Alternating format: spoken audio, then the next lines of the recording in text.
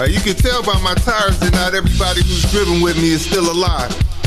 Also that I like my drinks neat bottled and in a bus stop. Also that we drowning in precinct paper, department store floor plans and applications to the moon. And we can change the color of our snot from gifted to heart attack and tell you about ashes, but where all these angels coming from smelling like the cigarette that fails. And why is the man on the safe side, his headlights freezing up? You got nothing to say at my funeral, I'll speak on your behalf.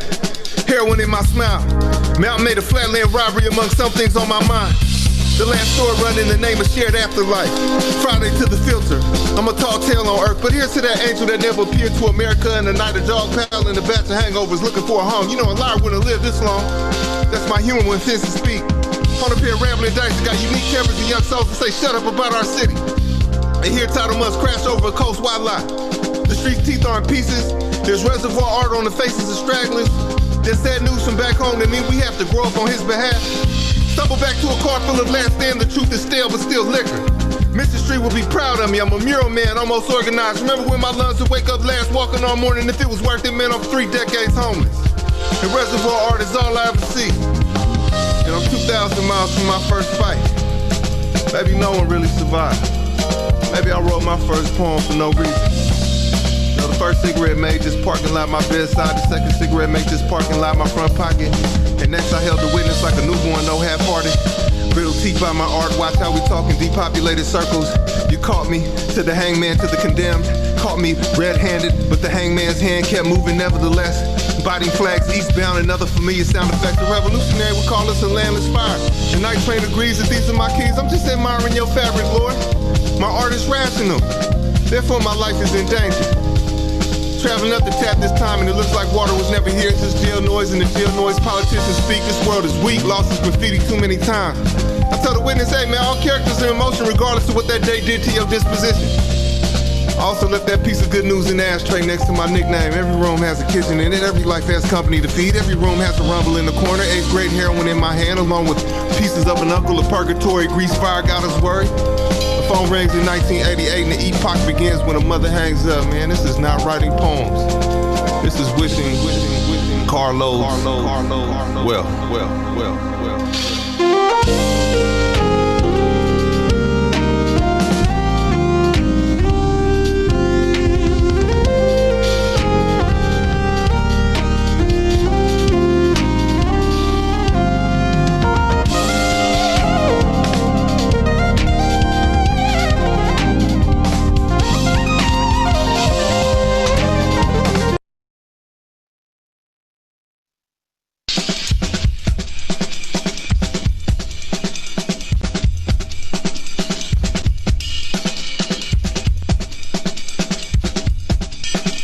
You can tell by my tires. So we have put together what we call the HEAT framework. Everybody say, bring the heat. Bring the heat. Go ahead and drop a comment in and say, bring the heat. Bring the heat. You might be over in the chat room. Go ahead and jump in the chat room and say, bring the heat. Bring the heat. So as we go to bring the heat, we want to unpack for you what this HEAT framework is. Go ahead and throw it up for the folks. The HEAT framework stands for hiring, equipment, accountability, and training. And now, out of the George Floyd murder, there has been this talk about reform the police, defund the police. Yeah. And I saw you on the View. What? Abolish. Okay, we. Sorry, I was radical enough for Patrick. Reform the police. Abolish the police. Defund already scares my Twitter followers, so we'll say abolish. And I saw you on The View. I'm going to allow you to say how you feel about that, and I'm going to play the role of a silent Meghan McCain. So can you talk about where you fit into that discussion, your thoughts there? Yeah, well, let's understand that I do believe that the essence and the point of it is, regardless of what the hashtag is, the point of it is the right point, which is that for too long, status quo thinking has been to believe that you create more safety by putting more police officers on the street. And that's just simply wrong. And so we need to, it's long overdue that we reimagine how we achieve public safety in this country. And for me, that means understanding that healthy communities are safe communities. Breonna Taylor is a crisis. You understand what I'm saying? Like, I'm wearing my Breonna Taylor t-shirt right now. I'm wearing it every day, all day. I'm wearing it anywhere that I go. Breonna Taylor is a very serious situation that we as an activist community and our brothers particularly cannot allow to slip to the wayside. We have got to deal with Breonna Taylor being killed in her home.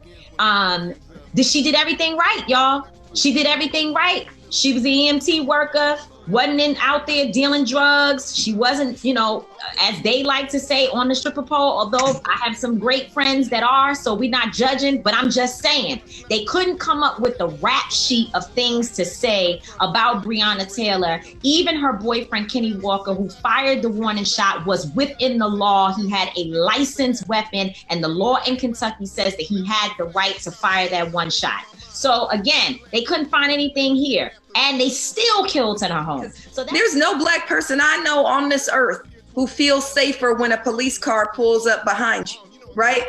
We all, our palms get sweaty. We start thinking, do I have everything in order? What am I gonna do? Is this well lit? Am I gonna make it home, right? Nobody feels safer who's Black when police roll up. So we know that police don't bring public safety. Talk about abolition. How can a pastor, an imam, a rabbi, a follower of all of these traditions show up as an abolitionist in this moment and help others in the congregations become that? Yeah, well, I mean, when you go to church, the song isn't "The police on the main line, tell them what you want." Jesus was the most. Jesus was arguably the most popular person in the world, and he didn't roll around with armed security. Did he? Yes, we haven't begun to leverage those cameras nearly enough. And that's because most of the footage, the vast majority of the footage from these cameras is never examined. And I don't think people understand that. The 99% of the footage collected by these cameras are not examined. The footage just sits on the cloud somewhere. And if there is an officer involved shooting, or if there's a citizen complaint, they might go in and fish out the footage related to that specific incident. But people, the departments are not, thinking about this footage as data. And the HEAT framework enables us, as Mike said, how do you eat an elephant? You eat the elephant one bite at a time. Here's what I want to say to police officers that are listening, because I know y'all are, because y'all be listening to us all the time. Here's what we want to tell you. This is your opportunity. Bringing the heat is your opportunity to save your own soul. Stop allowing yourself to be an agent of a white supremacist empire. Save your soul. And your body.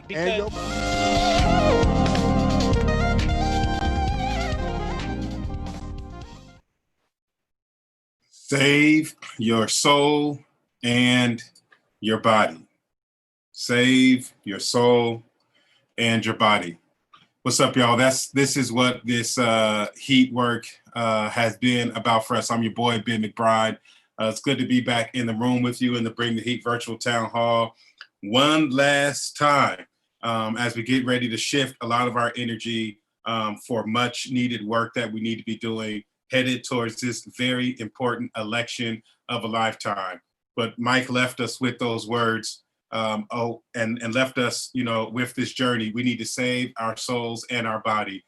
This fight that we are in right now is not just about a singular moment. It's really about dealing with the soul of this nation. And we all got a stake in it. And so we're so glad that y'all have rocked with us for the last 12 weeks as we've been on this journey. And hopefully this is only the beginning of us shifting into some much needed and necessary work. We want to say to folks that want to hear this conversation, and need translation, go ahead and follow the instructions on the screen. We want you to be able to hear this conversation in your heart language. If it is Spanish, we want you to get it in a way that resonates the most with you. So go ahead and follow those instructions and tap in with us as we continue to move forward.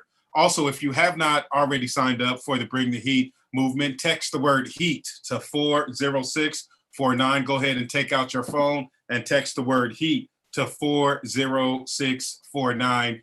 Over the next several weeks, as we kind of sunset these town halls, we're going to really start giving us some next steps and ways for us to get rocking and rolling in some very crucial and important work to continue to dismantle the police state. And one of those big ways that we're going to have to get engaged with that is going to be in and around the election. I don't want you to experience it as a bait and switch, because it's not a bait and switch. We've been saying from the beginning that we cannot bring about the change that we want when we have people in office who have no point of view, perspective, energy to try to implement some of the strategies that we know we desperately need to at least de-escalate a lot of the police violence that we're facing. Certainly the election is not going to deal with the albatross that is the policing apparatus that we need to dismantle and the police state that we need to dismantle, but it will give us some relief.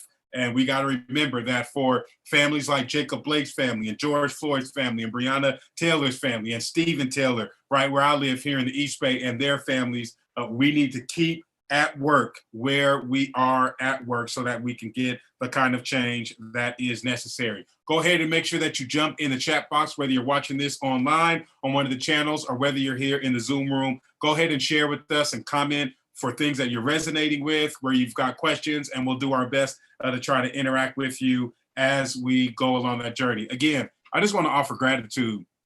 We've been popping in here 4 o'clock Pacific, 7 o'clock Eastern for the last 12 weeks. And many of you, hundreds of you all, have joined in at different points to be a part of this conversation, to get your game up, as we were talking about 12 weeks ago, so that we could better participate in this conversation. We've had thousands of you sign up for the Bring the Heat movement and the work that we're trying to push across the country. We've had hundreds of you all download the toolkit online and begin to digest the materials. And so deep appreciation to folks that are working. Thank you to all of our partners and folks who joined over the last 12 weeks and brought their offering and their contribution and their expertise. We're thankful to everyone. We're going to get out of this difficult moment that we're in the way that human beings have always got out of difficult moments. We do it together. And so thank you for being a part of this. And this is not the end. This is the beginning. We'll talk a little bit more about where we go from here after we watch the last segment of the Belong Circle, but I did want to start by just saying thank you for being here. And we got to recognize and remember, as we get ready to transition into the season, why we got here. We didn't come together, unfortunately, just because we love each other. We came together because Black bodies were being murdered and destroyed across this country in ways that finally shook us from some of the sleepiness and the lack of engagement that had been going on in too many of us and in too many of our structures. So we want to take this moment to just remind us why we got here and to reflect upon the lives lost. Ask me not what to say.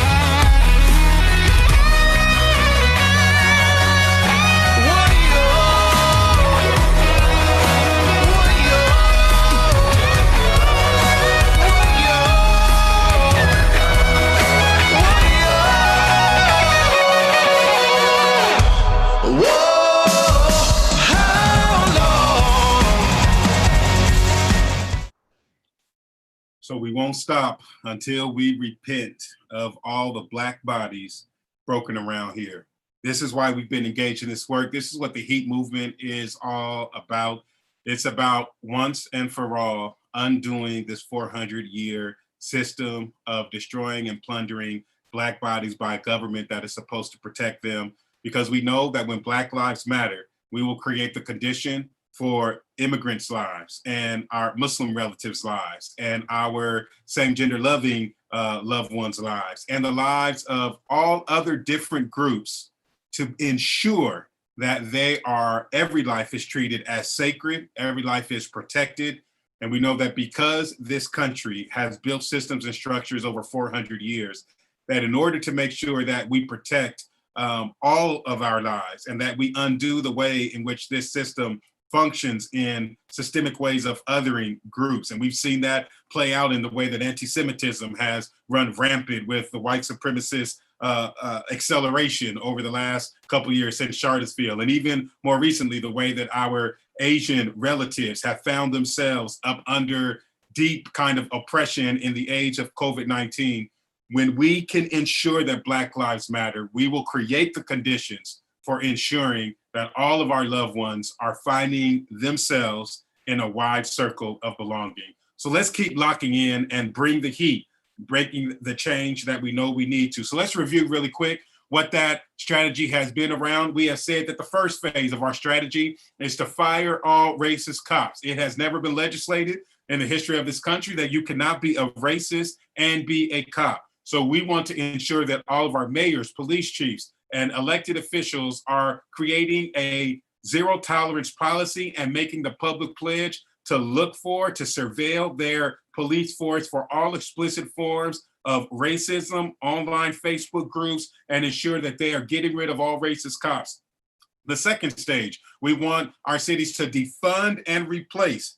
We want them to defund the police budget by up to 50% and take that money and replace the existing policing footprint with community-based alternatives that help to provide public safety that don't need a police officer. And we've seen cities like San Francisco and Los Angeles. They haven't done 50%, but they've done some. We need to keep pushing our cities to defund the policing budget and put those services in other expressions that still create public safety. And while we know that our end goal and our North Star is abolition, why would it not be abolition? Our North Star is abolition, but we know in the short term, we're going to need to reconstruct remaining systems of public safety while we also rebuild and reconstruct new versions of public safety around hiring, equipment, accountability, and training. So let me say a quick word around what that means. For hiring, we the people should have the power to influence who it is that is in our communities providing public safety. That is not something that we should give over to the government. We have 400 years to tell us that the government has done a poor job at putting the right people in our communities, and we the people need to be the ones who are saying who should be in our communities to provide public safety in a variety of different expressions, not just in the public safety apparatus, but in all other expressions of systems that we scale up to create public safety. The E stands for equipment. We need to, as the people, say what tools and tactics make us feel safe, not what tools and tactics make law enforcement feel safe. And so we should have power and influence over ensuring that the tools that are used bring us the kind of not just safety, but peace and security. If those tasers and if militarized tanks and if K9 units do not make us feel safe, then they should not be in our community. The A stands for accountability. We need to ensure that we, the people, are providing oversight for the existing law enforcement agencies in our community. In a democracy, the people should be overseeing the government, not the government overseeing the people. And so we want to be calling on all of our cities to establish community oversight boards with teeth. What do I mean by teeth? I mean where the people have the power to fire the police chief, where the people have the power to fire police officers for inappropriate uses of force. We, the people, should have the right to do that. We need to ensure that we are pushing our local cities to establish opportunities for the people to bring about accountability. And then the last T for training. We know that we're not going to just disappear police officers like that. And I know a lot of us say training does not work and training has failed. You are right. But if we're going to have people walking around in our community, we should still have some influence over how those people are trained. And what would it look like if in order for somebody to walk around in your neighborhood, they had to be a trained anti-racist? What would it look like if it wasn't about learning how to shoot and learning how to arrest and learning how to put your knee on somebody's neck, but it was actually learning and evaluated efficacy around your ability to de-escalate without using force and to show up with a deep knowledge of understanding the racial history that has brought us to this moment. So this is the HEAT framework that we want to continue to push on with our elected officials. We can't stop now. And this is why we've talked about the way that we need to organize, right? I said, you know, a while ago that organized lie is always more powerful than disorganized truth. So over the last 8 weeks, we have been organizing, trying to figure out different things that we can get involved in.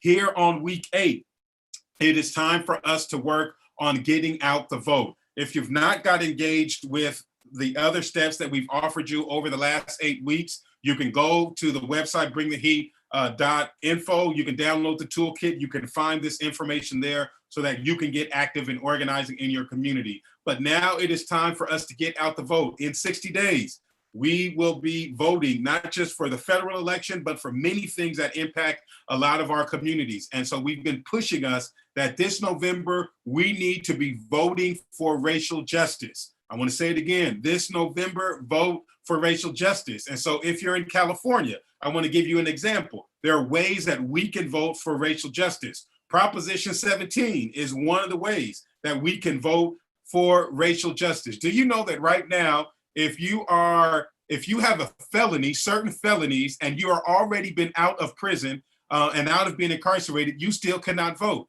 If you are on state parole, you still cannot vote. So we have people walking around who have paid their debt to society, quote unquote, who still do not have the right to vote. A yes on 17 in California is going to restore the right to vote and end the way that the carceral state has participated in voter suppression. And so we want to be encouraging us to do your homework so that you can vote yes on 17 and free the vote for many of our sisters and brothers and relatives who have been incarcerated and need their voice back. A taxation without representation is something that we've all learned we're supposed to be arguing about. And yet, it's what the Americans fought with the British about, right? Taxation without representation. And we still have it going on in California for too many Black and brown folks. So a yes on 17 is something that we want to encourage you, if you're in California, to do your homework around. And if you're not in California, you should be doing your research around what are the racial justice initiatives that you can support this election cycle. We also, if you're in California, want to push you to vote no on Proposition 20. You know, we in 2014, we passed Prop 47, which basically what it did is it took people who were being sent to prison for things that they shouldn't be sent to prison for, and it reduced those felonies to misdemeanors so that people who are suffering with addiction could get services instead of getting prison time. And now the law enforcement lobby and apparatus is trying to roll back these reforms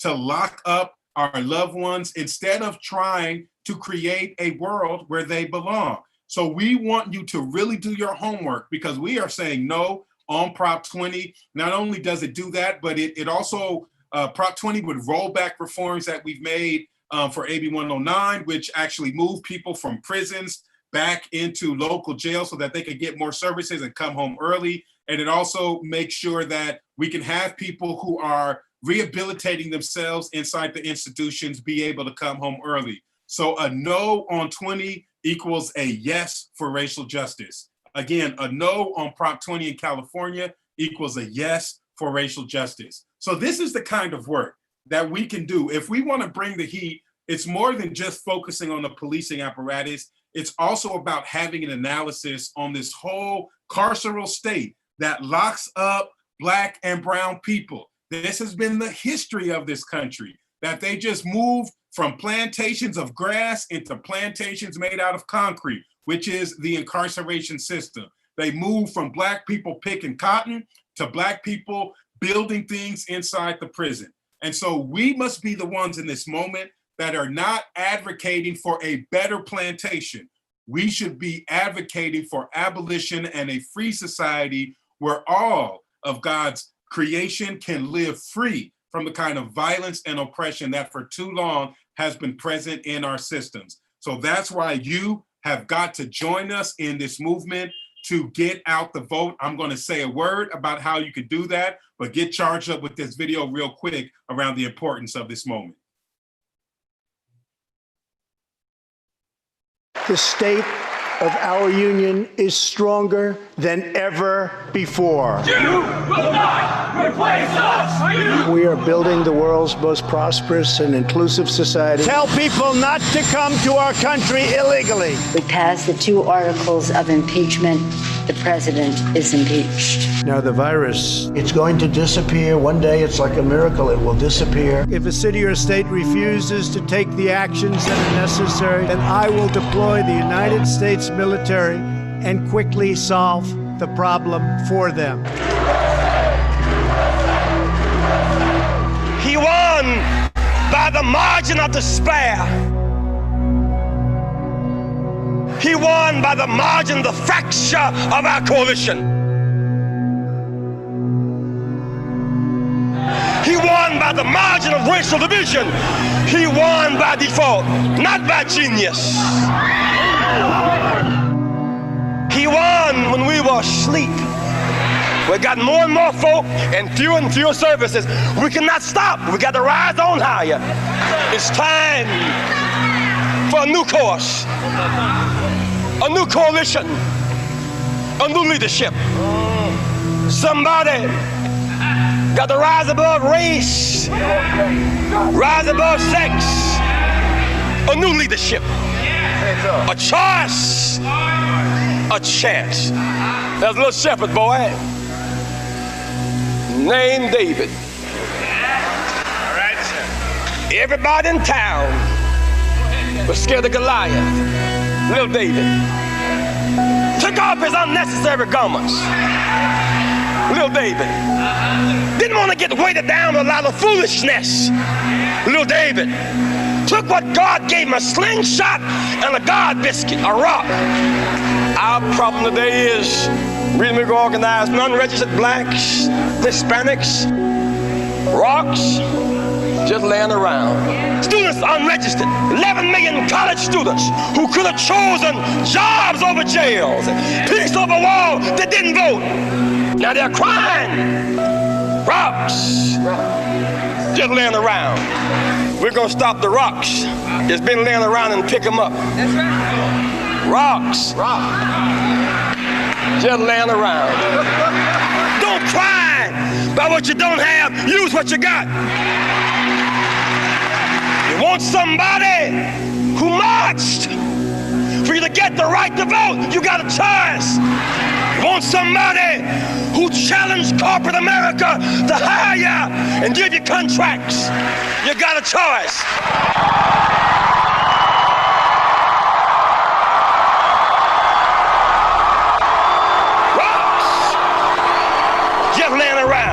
Your time has come.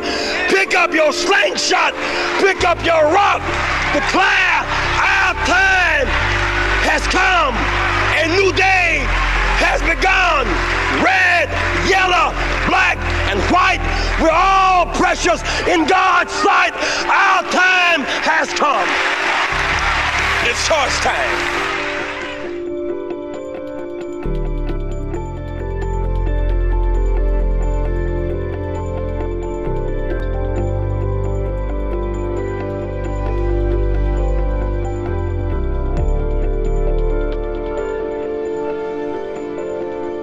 Rocks just laying around. So we've got our work cut out to do. Not only do we need to activate the Black church, we need to activate every expression, our Jewish relatives, our Muslim relatives, our relatives of no faith, our, like Jesse said in the old song, red, yellow, black, and white, they're all precious in God's sight. Our time has come. So what we are saying to folks is we need to make sure that you are registered to vote, make sure that your folks that you know are registered to vote. And here's the help that we need. We're going to start sending you some text messages beginning next week. We need people to join us in some phone banking, where we're going to give you an opportunity to do a phone bank between now and the election, where we're going to get on, we're going to all have a good time. I'll be on there with you, and we're going to call about some of these propositions. It doesn't matter where you are. You might be in California, you might not be.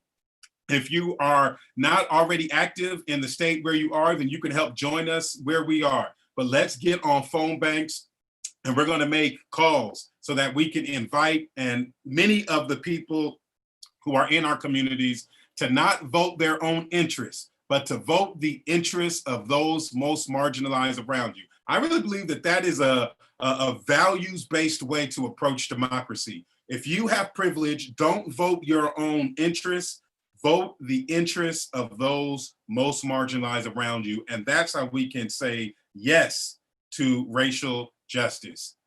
This has been the last 7 to 8 weeks, the conversation we've been having about how we create belonging. We cannot have a world where everybody belongs if we have systemic and structural racism that is putting people out, if we have systemic and structural classism that is putting people out, and all the other systemic and structural ways that people are othered that put them out of the circle of human concern rather than welcoming them in. Let's go ahead and finish off our conversation in the Belong Circle with many of our great friends from around the country, and then we'll be back to talk in a moment.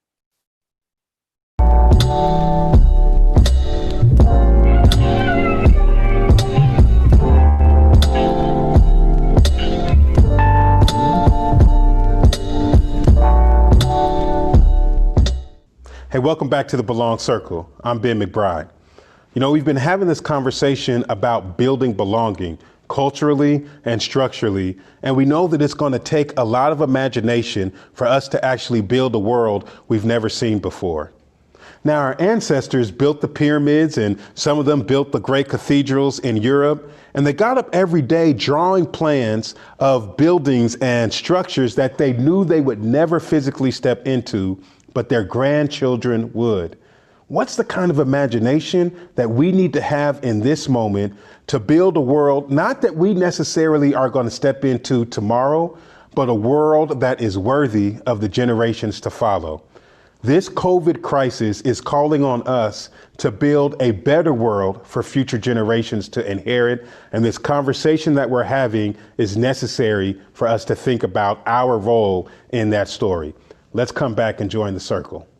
So, I'll come back to that in a second, because what you were talking about reminded me of 10 days after the election, this last election, I was invited by a room filled with white, powerful male evangelicals to come to DC to give them an analysis of why it is that they had just won the election and why people were so angry with them.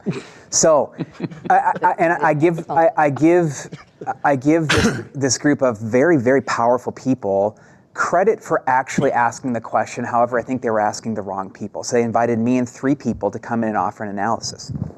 And so I got there the night before the analysis. I went out to drinks with some friends, and I'm talking like these are the friends who are doing real work in the world, okay? So one of them, she and her organization spend millions of dollars a year teaching people how to be kind, okay? Like when the United Nations is wondering how do we grow the capacity of kindness, they call her and her organization, right? And so puts the church to shame with regard to actually making change in the world. So I'm sitting with her and some of her friends, and they're like, "So why are you in town, Jared?" I'm like, "Well, I've been invited to offer an analysis to a room full of with evangelicals." This is 10 days again after the election, right? So they all sit back, but then my friend Maya leans in and she goes, "Oh, what are you going to say?" And before I could answer, she said, "Because we want you to tell them this, that we think that they're the most dangerous people on the planet, that theirs are the fingers on the guns, on the triggers of the world's guns, that we don't think that they're a hope, we don't think that they're irrelevant, we think that they're a liability, and we are committed to working around them." And so I said, that's an analysis.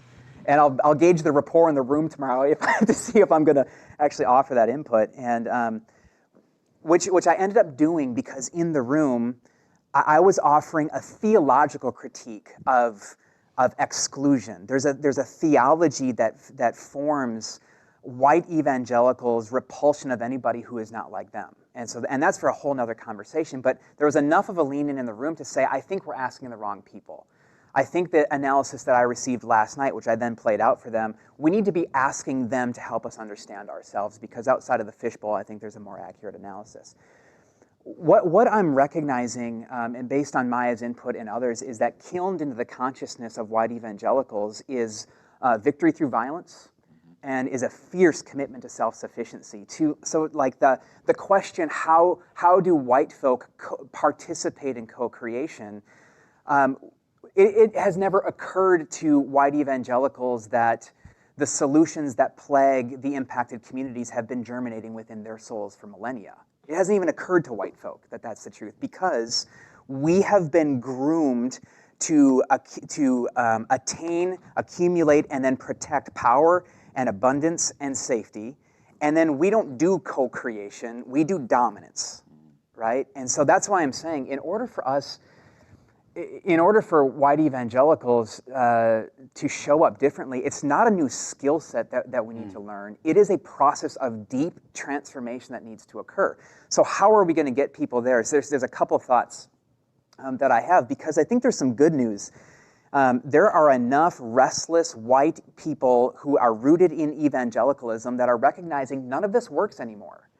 Like the certainty used to be the thing that we were given. Like we could we could hang our hats on certainty. Certainty doesn't work. Everyone's suspicious of certainty, right? This idea that the way that we show up in the world is through a charity mindset. Well, we're beginning to recognize that that is just a manifestation of colonialism, right? And so when you sit with your colleagues from impacted communities long enough, they've been screaming for millennia, we don't want your charity, we want your solidarity. Right? But then when you go, okay, and solidarity, I think, is in this belonging conversation. You want solidarity, so what, that means proximity? And they're like, no, it doesn't mean proximity. The question is, what are you willing to sacrifice for the sake of another for our common vision? That's what we're looking for from you, right? And so, but to get there, it is a long stretch for white evangelicals to get there. So a couple thoughts that I have, and then we can wrap on this. One, one thought. One thought is, we have got to find a way to graciously displace white folk into a place where they are powerless, where they are answerless, and where they are so radically uncomfortable. And that is from our point of view, that is into the place of deep injustice and conflict. We have to go to the places that our power has created in order to wake up to the question, not what can I do, but who must I become? Yeah. Once they're asking that question, then we've got a way to go. So, can I just make a clarification? Mm-hmm. I hear all the whole white evangelicals, but let me tell you, Ben, I've organized with a lot of white people, and it ain't just the evangelicals. I just want to say that's right. I'm having this fight in Oakland right now. Mm-hmm. Right now. Right. Can I ask this question of when you say graciously, right? So I want to just clarity on that, because is that gracious for the sake of white folks, or is that gracious for the sake of progress? Good question. I think that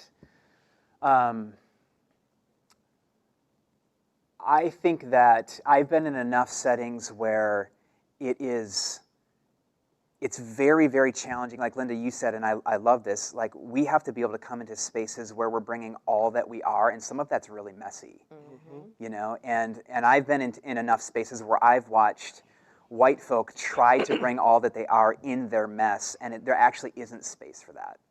And so I'm curious about, you just heard me say, I think we're a mess. Mm-hmm. But I've needed to find relationships where I had permission to be a mess and be in process as well. So what does it mean to actually be in the mess together, recognizing that all my motivations aren't pure, and this, I'm on the way, and you're on the way too. We've got a lot to learn together, you know. Mm-hmm. But so I'm wondering. So let's open this up a little bit more. And I'm wondering though, like, so coming back to this conversation about belonging, right? And I think it's still up on the radar. Like, is this something that we fully buy, right? Like, so. Like, here's what I it's just the premise of your show. Oh, yeah, you know what I'm saying? It's all good, you know what I mean? I'll find 16 people out there in the corner that believe me, even if I have to give them $1, right? You know, but like on Real Talk, it's like, I feel like sometimes it's semantics a little bit to me, but y'all push back, maybe it's not, because like we talk about liberation, but I'm like, liberation from what? Liberation to do what? Right. You know, if we're not trying to co-create a society together, who gets to say what society looks like? And is that really just the struggle? Like, and like, because I'm like, if that's the struggle, I wish we would just name it and say that's the struggle. The struggle is who gets to be the new white people. Like, do progressive black people get to be the new white people? Do Latinx folks get the new white people? Because if we're not gonna get together to try to make something else, then like, are we just, is the building power thing just about trying to get power to figure out whose way gets to? How do you co without, like my wife and I are co-parenting because both of us have a voice equally with our kids. Actually, a lot of times she has more of one of my kids. Sure. But at the end of the day, like there's not a hierarchy in co. Co means like we both are equally getting a say and getting a chance to do something. The system that we're in now, there isn't a cooperation. So what y'all think? And I don't think we're trying to, some of us are, for sure. And I won't name names, but there's some folks in our movement that are definitely trying to be the new white people. I want to be white. But I think ultimately we're not trying to create new white people, right? I think we don't want the white people to be white. Right, that part. So we finish. I think that the folks that I rock with, the folks that I respect, the work that I see happening that I love is about trying to figure out how we create a world where not white people, but white supremacy is destroyed. Now, I can say that, and I can also say very clearly to our partner's point, which is why I said I don't know that black liberation is going to happen here, and I'm actually not quite sure where it's going to happen because white supremacy is everywhere, that they're not going anywhere without blood. They're just not. And that's, for me, the piece of the conversation that nobody wants to have, right? Hold on, say that again. They're not going anywhere without blood. Violent struggle. Violent struggle. They're not. And, right, when I sit down with my mentors and elders, right, from the party, they're really clear, right, and some of them really traumatized by what they experienced trying to take down the most, militant, militarily powerful force in the world. Right. And much of them very clear that that's not the pathway. So I don't think we know what the pathway is. I do think that there's some collective ideas about what that world would look like. I don't think we have a clue about how we're actually going to get there, save one victory at a time, right? So everybody here is doing particular types of work, right? And we may not always be in communication, but I know enough about the people at this table to know that we're moving towards the same thing. I would love for us to get to a point, Pastor, where we can actually have that conversation about what is this world going to look like. But we got a lot of battles to fight before we can even get there. That's right. I mean, I think that you were saying, Ben, about the brother that was telling you, show me, because I actually think about that all the time. Like, give me an example, give me a time where co-creating or believing that white folks were going to give up space or do something for progress. Even when we think about, quote, abolition of slavery. I mean, anytime that there's some good that had happened or a little progress, there was a political interest or a self-interest in that particular moment on that political issue. There was never a moment where there was this authentic, like, yes, black people are whole people and they deserve the right to vote. It was like, we need to do this, and we need the black people to do that. So just give them some voting rights, and then maybe, there was always some sort of political conversation around bodies of black people in particular, but of course other people of color. And I also believe that everybody got a different role. And I'm not in a space in my life right now where I feel like I have to keep thinking about how do I explain my humanity to someone else? Like, I'm tired of going in the church and being like, I believe in the God of Abraham, the same God that you believe in, and that same God you believe in created me too, and so why do you hate me if I'm created by the God you love? Like, I'm tired of that. And so my question also is, we live in a country, and I was talking to folks earlier about this, like when we look at the US Census Bureau, the US Census Bureau in this country politically decided that people who are me, everybody North African, Levant, and all the way to Yemen, you know, the Gulf, like all of us, Iranians, Turks, we're all white people. That's what the Census Bureau says. So for me, I sit here as a Muslim woman and I consider myself to be a person of color. This government has historically said you are white. Wow. And so for me, when we think about even looking at any type of data, how many white people are in America, how many white people are actually in America, right? You know, and so we are actually in a position where I, without any participation in that, are adding to the numbers of white people to help with this idea of super white majority in America, when in fact that's not actually the real case. And we took out all those people, I don't know what it would look like. And so what I'm saying is that It might look like the table. it might, no, yeah, exactly. And so for me, I don't even actually know when I say liberation, like to your point, Kat, like I don't actually know what that means. What it feels like to me is being able to live in a country or a society where I don't just survive, I thrive, that everybody thrives, that we all can walk down the street safely in our communities, that we can love fully, and we can love whoever we want, and we can, you know, do things that bring us joy, and that joy is not like something that sometimes happens or is, you know, is not the norm, you know, which is sometimes when we do feel joyful, we're all kind of scared a little bit, like, oh my God, I'm feeling joy today, like, you know, versus that being more normal for our people.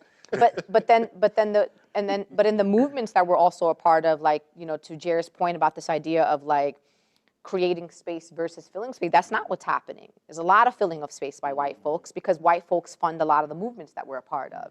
And because white folks are already privileged and have the resources that a lot of the communities we come from don't have, we're always organizing in their framework, right?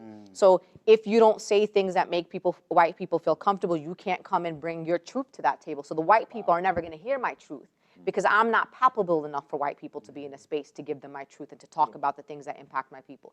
If you're a black liberation, black power type person, you may not get invited to white spaces. They'll bring the quote palpable black person who's like, Black lives matter, but of course white lives matter too, but of course black. I don't say it that quiet. I mean, no, it's hard. But for me, like I struggle with how do we actually bring truth directly to the people who need to hear it if the people who are empowered to bring us to those spaces are keeping us out because we're just not in that framework. And so for me, co-creation is like, I want to co-create with black people and Latinx people and Asian American Pacific Islanders. I want to co-create with LGBTQIA people who could be all those people and even white people. Do I believe I'm in the space right now where I want to continue to work with, and particularly with white folks who, and the ones who already come to want to be with us, I'm with it. You're welcome in my space, in my movement. I'm not going to you to get you. If you want to come, you're welcome. I don't have the time, nor do we have the luxury as people of color to keep going and get the white people and say, we are over here, come over here. I'm not going there. Jared can go over there. Jared and his friends can go get the white people. But I don't know if we should be spending that time when we need to be getting our people in our community. Pookie and Ray Ray are more important to me, and the woman in the church and the woman at the mosque. Those are the people that I believe in America, we are the majority. But we're not in the majority of power because we're not educating our own people, bringing our people to the table and asking them, what hurts you? What's your pain? What's your aspirations? What's your dreams? Oh, you got the same as mine, come over here. Versus us ignoring them and figuring out how to explain to white people why they need to be with us. Like, I'm not in there. I'm in my Malcolm X, post Elijah Muhammad, prior to the Hajj part. That's where I am right now. Late Dr. King, I got yeah, like the late Dr. King, that's where I am. I think it's a fallacy to think that co-creating is not going to involve some kind of destruction. Right? That you're going to co-create something, you're going to break something in the meantime. Yes. So that's your point about violence and bloodletting. It's like somebody's got to give something up. Right? Thank you for being here. I mean, that space making is also, I mean, I appreciate what you said about listening to people of color who are mentors. So imagine a culture that confers the moral authority to people of color as truth tellers. Not exceptional truth tellers, but real truth tellers. That's cultural transformation. That's right. By the way, that kind of cultural transformation is also going to destroy white supremacy. Because it says, look, who are the authorities? You know, it's not the white canon, you know, it's not white television, white norms, male norms, and so on. But if it looks more like a table like this, where we're saying we're speaking not just a truth, and I was struck by what you said about certainty. Certainty is a childish ambition, right? Who needs certainty? The immature. Even though we all do long for it, though. No, we all, no, look, I got plenty of immaturity in me. Right. I got plenty of people testify that. I have immaturity in me. Yeah. But we seek certainty when we feel that kind of childlikeness, where the world is so strained and filled with anxiety and stress. I mean, I think about the bloodletting. I'm not sure we're going to survive this time. I mean, I'm with you there. Like, I'm not sure we're going to get out of this moment whole at all. It's not that I'm not going to fight for that. I'm already not home. Right? Yeah, no, for sure, for sure. I mean, I think, I was listening to what Linda said earlier, that if you think about the Civil War, the end of the Civil War brings Reconstruction, but what does Reconstruction create? Jim Crow. That's right. White supremacy was savvy enough, ingenious enough to say, well, we lost the war, we lost this ideology, but we'll find a way to recapture the nation another way. We come to this moment now where we say, okay, what are we gonna give up? So when we talk about radical love, it's like, what are you going to give up? What are you going to let die? In this act of co-creating. Here I just want to say something about artists. We can spend all this time talking about political activism. I saw the artist and cat as soon as you said that, start wiggling around. There you go. Wait a minute. If I get that response out of cat, I feel good, right? I mean, let's look to artists. That's right. Who can imagine, who can create a world, who can, say, I mean, look at this beautiful space, right? Look at this. This beautiful space, like these masters of the imagination. Let's say we don't have to take the world like this. That's right. Well, The world can feel different. I mean, that bit about joy. We can introduce some joy in the mix, even as things are destroyed. Well, they give us glimpses of a world that I don't think, to Kat's point, I don't think we're going to see in our lifetime. We're not. And I think that when you look at Dr. King, you look at Jesus Christ, these people, these humans died, and they're not here on the planet. Empire in that moment won. And we keep moving forward, and like you said, Empire reinvents a new way in another generation. And I think you're right. I think art and music and community and our collective storytelling gives us like this picture of a world that we may not physically live into. To Dr. King's words, I may not get there with you, but we as a people are going to get there, and every generation has to keep that hope, because this whole idea, going all the way back to ancient writers in pretty much every religion, had this idea about a day where the divine was going to make everything right, because everything being right and certain is a divine possibility that we don't have control over. And my job isn't to make it better for me. Yeah. My job is to make it better for 7 generations. That's right. That's it. Right. Sure. My job is that when my daughter gets over hating being raised by a revolutionary, and decides to become one herself, That's right. that she's not picking up the ball in the same place that I put it down. There you go. And then if I could I'm just gonna do a little shout out to APTP, the organization I co-found, because we are a multicultural organization, but we are Black-led, and we are unapologetic about that. And we have developed a legion of white people who defer to Black leadership. Now, not any Black leadership, right? Competent Black leadership. And because they have the privilege and the resources and the time to do stuff that needs to get done. And I really do credit the advent of Black Lives Matter, because we were having this fight. We've always had this fight about, right, like follow the leadership of the most impacted. And the advent of BLM was like, this is what's happening, right? And so I do think there's places that's happening, but like we don't go get those people. They migrate, right? That's right. They migrate, and then they go get their cousins, and they bring them. Yeah. We hear Kat talk about violence.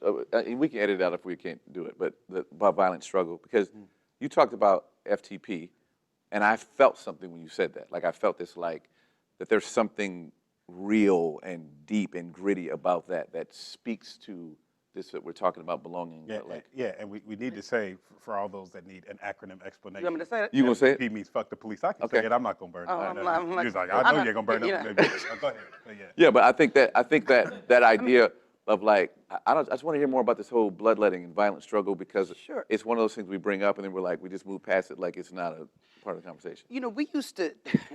I kept saying that during my mayoral campaign that the opposition mailer that went out about me was going to be like this, right? And that's flipping off the snipers that were on top of the buildings. We used to do the salute because we were in the middle of Oscar Grant Plaza, right? And so for folks that don't know, right, it's got big buildings on all four sides. And we would be out there protesting the execution of this young man, and they had the nerve to have snipers up there, right? Guns trained on us. And so we used to do the salute to each building. Black people, brown people, indigenous people, we have a righteous rage about the fact that a genocide is happening in this country. And I think that it is illogical to expect for people to not be rageful. It is, of course, because when they kill one of us, regardless of if we knew that person, had any connection to that person, we are moved, changed, traumatized, shifted in a way. It means something that every single day we worry about being gunned down. It means that as badass motherfucker that I am, every time them red and blues is behind me, that I'm shaking. We live like we are under siege. And so people are righteously rageful. They just are. And to expect that to at some point not explode into something is irrational. And it is not righteous of people to condemn Black folks for expressing their rage, right? I don't subscribe to, if you slap me in my face, I'm gonna turn the other cheek and give you the other one. My mother tried really hard to raise me that way. She got lots of phone calls from school because that shit didn't work, right? And I think Black people are told consistently, pray about it, sing about it, meditate about it, talk about it. It's gonna be okay, right? And that's a piece of it. Yeah. But that is not the answer, and I don't know what the answer is. I do not. But I do know that whenever Black people have had the audacity to even demonstrate any inkling of resistance, we are met by brutality of untold levels. The government murdered in cold blood 18 and 19-year-olds who were simply saying, stop killing us. The violence that many of us experienced between 2009 until 2016, 2017, so that shit was brutal, right? So somewhere in there, I'm sorry, I'll get off my soapbox in a minute. I know you locking time. Why you gotta do me like that? See, yeah, it's all good. It's coming. Yeah. But we're not gonna, I logically, because I'm a student of history, and I just look at, what they got, we're not gonna win that way. Oh, no. So, right, and so like, I think like, so this conversation to be continued, right? Because don't worry, I'm coming around for y'all to get a final comment here. I want y'all to invite us into some thinking about some next steps around some of this. But I think like that was the big lesson that I took one of the earlier conversations, or maybe it was sometime earlier today or something like that. Somebody was talking about Andrew Young, and I was in a conversation with Andrew Young earlier this year, and he was talking about this whole notion around how there was always, even amidst the freedom movement of the South, there was always the nonviolent and the self-defense movements happening,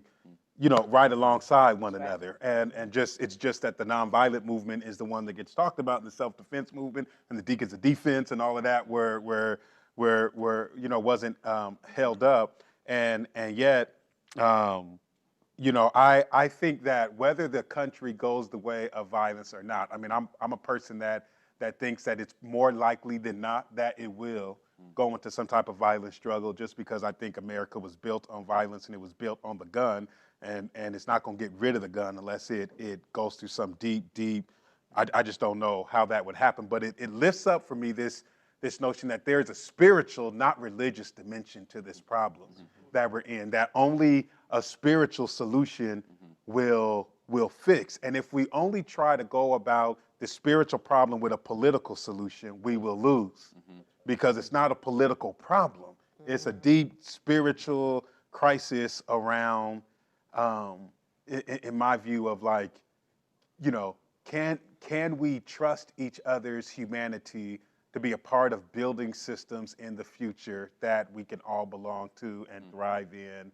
And if that is the case, what do we all have to believe in service to that? I'm wondering, as we press pause for another day, like we do in these living room conversations of the Belong Circle, for what people got to do right now. Y'all know things are crazy. You know, in a few weeks, there will, you know, folks are voting. Actually, sooner than a few weeks, people are voting. The primary season is upon us. We got all these things around us, and then people are still dealing with real fights on a daily basis, right? Islamophobia, anti-immigrant sentiment, anti-Semitism, anti-blackness. I mean, real stuff happening to people in real time. We don't have the luxury to sit out. We got to work on the reality of what is while we're working on the reality of what we want the future to look like. What's one thing you want to be inviting folks that whose ear you got to think about creating a country where everybody can belong? And I would even say, you know, with you know, some of us that are holding this on global levels, creating a world, because we know that, like, American policy, you know, I mean, this is what I learned so much in the West Bank, that American policy has deep impact for Brother Muhammad, who we talked to that day when we were drinking Turkish coffee off in the West Bank, and we were seeing the ways in which these narratives travel all around the world and impact folks. What would you all be inviting people to do, to hold, to think about, to create belonging? Well, I would just say to start where you are. You know, I think sometimes it's intimidating to think about taking on the world, you know, when you're just a guy that goes to work every day, or, you know, you're at home with kids, or whatever your role is. I think that there is somewhere somebody is raising a child who will grow up to be very influential in the world. And even today, there are white people who are alive who their parents told them something when Dr. King was assassinated. They said, "What a tragedy, good riddance," or they said nothing at all, which may be worse than all of it. Because that instilled something that, like, we can't do anything about at this point. And it's why we still have some of this stuff going on. So I'd say, like, wherever your community is, wherever you have influence, be an agent of change there. And that may be all that you do. Yeah, I mean, I would say a word to my evangelical sisters and brothers, that we have to stop talking about resurrection if we're not going to first talk about crucifying power and privilege. So I'll leave it at that. Put my phone down. Right? Back away slowly. Nothing else to say. See y'all later. I think I would say, you know, it sounds trite. It says saying, what is it? Act locally, think globally. I believe deeply that profound, drastic, dramatic change can happen at the local level. Right? Like we used to say a lot, that, like, if we could really build the Oakland that we wanted to see, that we were clear that we could then be a model to replicate truly progressive cities around the country, right? Still very committed to that. But we can't ignore the national. And so this is like my way of taking accountability. When the red dude, orange dude, whatever he is, when that election was happening, right? I knew he was gonna, first of all, I said from jump he was gonna win, right? So that was the big fight. How this couldn't happen in America? But I also I didn't get as engaged, because, and I would say, don't matter America is going to be crap for black people before the election, during the election, and after the election, so who cares? Can't get any worse. It got worse. It got worse, not just for black people, but for everybody, right? So as much as you have critique about the electoral system, what happens at the federal level, the way in which politics play out, everybody got to get in the game this election, right? I don't care if it's Donald Duck. I'm stumping for Donald Duck, right? I'm holding him accountable that I can't understand what he's saying, right? There's gonna be accountability, but I'm stumping for the duck. So get engaged locally, but don't sleep on what's happening nationally and how that impacts the conditions for so many of our brethren, sisterin, people, siblings globally. Because when I say it got worse for everybody, I mean everybody. That's right. Okay. I mean, have the courage to speak truth to power with love, which means to show up understanding your broken humanity, because you're going to witness other people's broken humanity, and understand your own accountability to meeting that broken humanity, with the hope that they'll show up with the same. I mean, you talk about that kind of trust that you're trying to co-create. It takes enormous risk to ask for trust. And, you know, I'm not going to put this, again, like usually on the backs of people of color. But if we're going to be those moral authorities for the rest of the country, we still got to do that. We still got to do that. That's right. We always got to show up. And the thing is, people know we're always going to show up. I invite people to see righteous anger also as a form of love, and being angry at injustice and inequalities actually comes from a deep sense of rooted love for our communities, for the people in our families. You know, I fight for what I believe in because I want my children. I love my children so much. They deserve, they're worthy. Our people are worthy of this better world that we're all imagining. And I invite people to understand that unity is not uniformity. I don't want to be like everybody else. I don't want you to think what I think, and that our disagreements doesn't make me less of who I am, doesn't make you less, and that we could actually be in a world where we disagree with people, and that's actually okay, and the world won't end, which I think a lot of people do. And you know, for this election, I actually wrote a book called We Are Not Here to Be Bystanders. And I believe wholeheartedly it's a book accessible to folks, that you don't have to be extraordinary. You don't have to be, you know, a trained organizer or an activist. Just don't be a bystander. When you see something that is wrong, that you have a lot of power as an individual to at least point out and say, this is wrong, or there's that one thing that I can do. And we all have gifts. I don't care who you are, what race, where you live, every one of us has that moment where we can stand up for someone and say, this is not okay, and this is not right. So I hope that, you know, my experiences in this book, We Are Not Here to Be Bystanders, will be helpful to folks.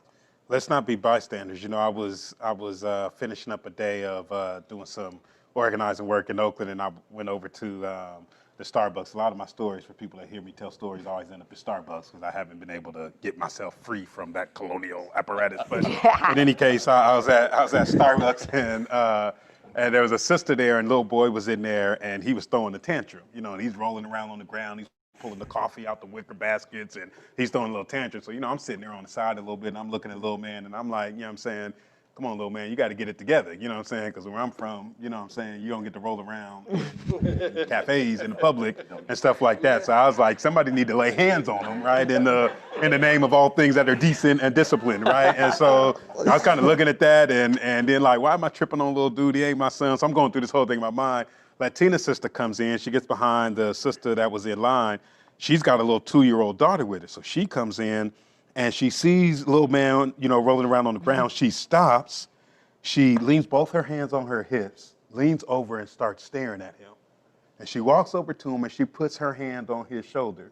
And as she does, he stops crying, looks up at her, puts his hand on her shoulder. She pulls him up onto his feet, puts her other hand on his shoulder. He puts his other hand on her shoulder, and they start spinning around in circles, right? Now I'm sitting here watching this whole thing, and so the sister leaves, and she's like, come on, boy, let's go. And the little Latina girl starts following out the store with the little black boy leaving the store. And the mom's like, vámonos, you know, get over here, et cetera, et cetera. But that's when it hit me in that moment that like, even without language and without like any other socialization, they knew that they belonged to one another. Like she knew in that moment that his pain wasn't something she could be a bystander to, even to the point that that connection that she had with him brought her invitation to disobey authority that she had relationship with in order to be in relationship with her brother that was broken. And I'm wondering if somewhere in this belonging is us discovering our deep interrelatedness to one another across difference, being willing to stop, being willing to disobey authority so that we can really find a way to get back together and co-create a place where we can all belong. Thank y'all for hanging out at the Belong Circle, and we'll tap in next time. Peace.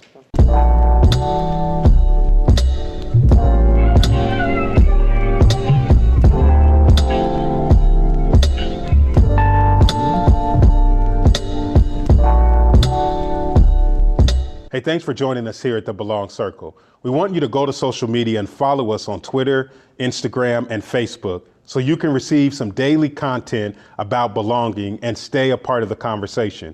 We also want you to go to BenMcBride.com and you'll see some information around Belong. Go ahead and take advantage of some opportunities. Let's build community and stay in touch. Hey, y'all. Well, this is some real opportunities for us to think about how it is that we create a world where everybody can belong. It's going to take all of us. It's going to take all of us being engaged. Unity does not, uniformity is not required for unity.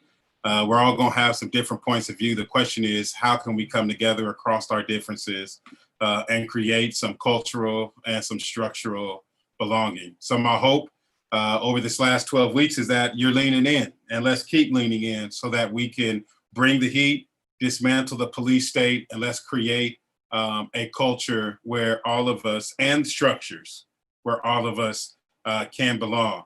So we want you to keep staying in tune with all of the things that are happening online. We've got text messages that are going to be coming out to you around ways that you can get involved in the voting effort over the next 60 days. So if you haven't gone to the website bringtheheat.info yet, make sure you go to bringtheheat.info and download the toolkit.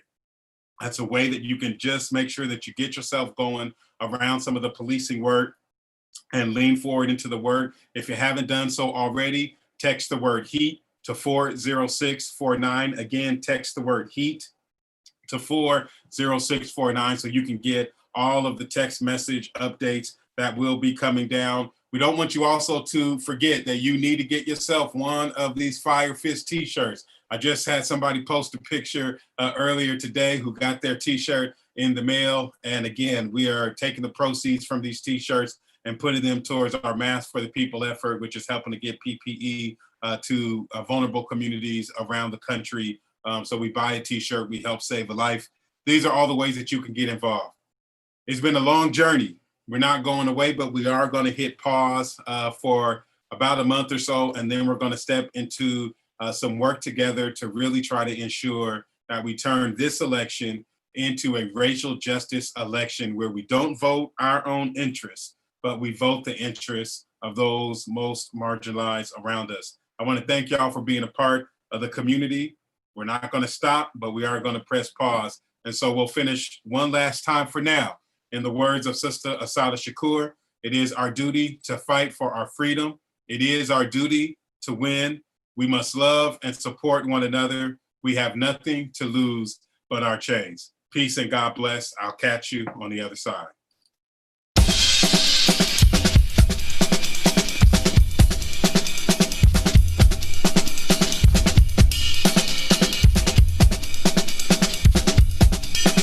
You can tell by my tires that not everybody who's driven with me is still alive. Also that I like my drinks neat bottled and in a bus stop. Also that we drowning in precinct paper, department store floor plans and applications to the moon. And we can change the color of our snot from gifted to heart attack and tell you about ashes, but where all these angels coming from smelling like the cigarette that fails. And why is the man on the safe side of his headlights freezing up? You got nothing to say at my funeral, I'll speak on your behalf. Heroin in my smile.